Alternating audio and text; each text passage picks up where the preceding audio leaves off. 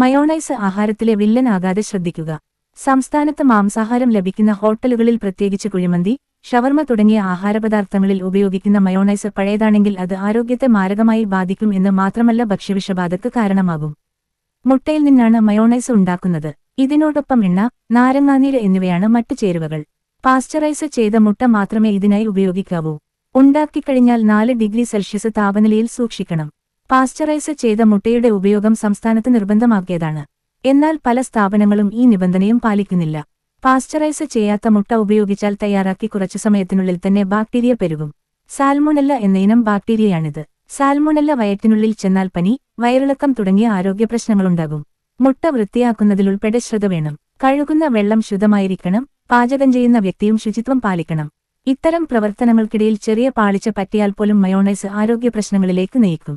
ഉപയോഗം 2 മണിക്കൂറിൽ വേണം. മയോണൈസ് തയ്യാറാക്കി പരമാവധി 2 മണിക്കൂറിനുള്ളിൽ കഴിക്കുന്നതാണ് ആരോഗ്യത്തിനുത്തമം. ഫ്രിഡ്ജിൽ സൂക്ഷിച്ചാലും 4 മണിക്കൂറിനുള്ളിൽ ഉപയോഗിക്കണം. മുട്ട ചേരാത്ത വെജ് മയോണൈസായാലും അധിക സമയം സൂക്ഷിക്കാൻ പാടില്ല.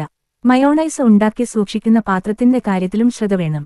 ആദ്യതവണ ഉണ്ടാക്കുന്ന മയോണൈസ് 2 മണിക്കൂറിനുള്ളിൽ തീർന്നാലും പിന്നീടുണ്ടാക്കുന്നത് സൂക്ഷിക്കാൻ ആദ്യത്തെ അതേ പാത്രം കഴുകാതെ ഉപയോഗിക്കരുത്. എന്നാൽ ഇത്തരം കാര്യങ്ങളൊന്നും പലരും ശ്രദ്ധിക്കാറില്ല. ധാരാളം കലോറിയടങ്ങിയിരിക്കുന്ന ആഹാരപദാർത്ഥം കൂടിയായ മയോണൈസ് കൂടുതൽ കഴിക്കുന്നത് നല്ലതല്ലെന്നും വിദഗ്ധർ പറയുന്നു.